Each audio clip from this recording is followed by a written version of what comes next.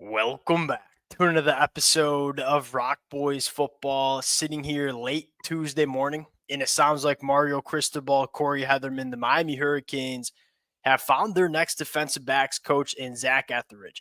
Now, you look at this hire. He's coming from Houston to the Miami Hurricanes.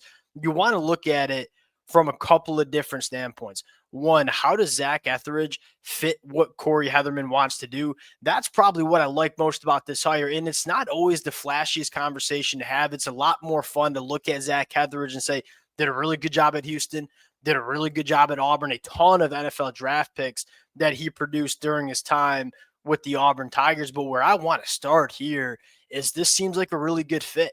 And it's something that's kind of important to talk about where, yes, you want to hire really good coaches at all the positions on the football field, but you also want to make sure your position coach hires fit what your defensive coordinator wants to do. You know, when we broke down the film of Corey Hetherman, we see a lot of zone coverage. That is what Corey Hetherman wants to do. You go to Zac Etheridge's time at Houston, say they played a lot of zone coverage. And so that fit is something that intrigues me the most. Want to get into the discussion of a couple of different things. One, what has he done as a pure football coach? What has he done from a player development standpoint? What does he bring to Miami on the recruiting trail as well? And then talk about this new defensive coaching staff from kind of a bird's eye view, because I have some takes on that as well. Before we get into it, as always, to the Miami Hurricane fans, just want to say thank you to you guys. And, you know, whether we're breaking down transfer portal commitments, whether we're talking about coaching candidates, whether we're breaking down hires, it's been really fun to talk about this football team. The amount of support y'all continue to show to the boys, it means the absolute world. If you guys do enjoy the content, consider subscribing to the channel. Without further ado, let's get into this one. And again, where I probably want to start with this is you're getting a good position coach, and we're going to talk about that and what Zac Etheridge has done during his coaching career. But what I like most about this is the fit within the Corey Hetherman defense. At least in my opinion, one of the biggest mistakes you can make is get so wrapped up in, all right, is this position coach good or not? And you don't hire a good fit in terms of what Corey Hetherman wants to do. One of the most important things, hey, is Corey Hetherman, Zac Etheridge, are they on the same page? I think this is going to be a really good fit. Because again, Corey Hetherman wants to play zone coverage. Zone coverage for the Miami Hurricanes in 2024 was an absolute disaster. Can you bring in a defensive backs coach that knows how to teach zone coverage? Zac Etheridge at Houston, they played a ton of zone at Houston during his time in 2024. So from a pure fit standpoint, really like how he fits into this Corey Hetherman staff. Now you look at him as an actual coach, a player developer, there's a lot to like here as well. And it probably goes back to his time at Auburn, where you look at him and say the amount of NFL draft picks that Auburn produced during Zac Etheridge's time at Auburn was a really good number. And this unit as a whole played good too. And that's another thing you want to evaluate is, look, it's one thing to just spit out a couple of good defensive backs here or there. Are your units playing together as a whole the right way and playing well? You've seen that from Zac Etheridge, both at his time at Auburn and at his time at Houston. You look at Auburn, there were not a lot of good things happening when Zac Etheridge was there at Auburn. One of the good things that was happening is what that secondary was doing during his time. Ton of NFL draft picks, was playing good as a unit, goes over to Houston. Look, Houston was a bad football team in 2024. That offense scored 14 points per game. That defense was pretty damn solid. One of the better secondaries that you saw in the Big 12. And so, although the track record isn't 20 years long of him being a defensive backs coach because he's only 36 years old, the track record that we do have is quite impressive for Zac Etheridge. And then I think the next conversation you want to have is, all right, what does he bring to the recruiting trail? And this is what we talk about a lot is when you're hiring a coordinator, you know, the guys that are going to call plays either on the offense or defensive side of the football, you want to make sure you're valuing what they are as a coach. For the position coaches, you can lean into the recruiting drops a little bit more.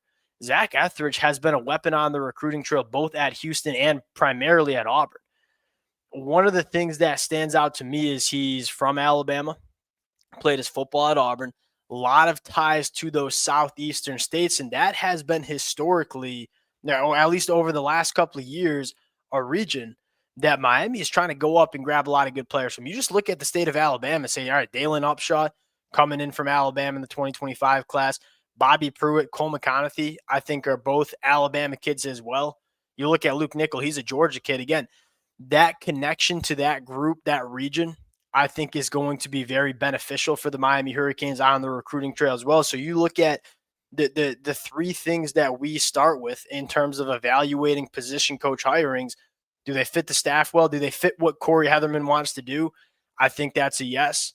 Is the track record of him being a player developer and a coach on the football field good?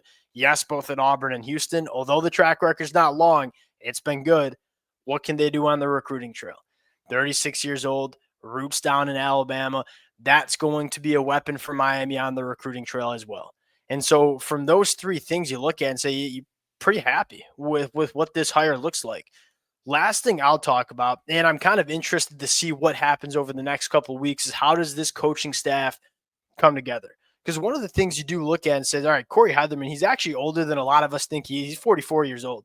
Carries himself like a young buck as a coach, a lot of fire, a lot of passion, but he's 44 years old.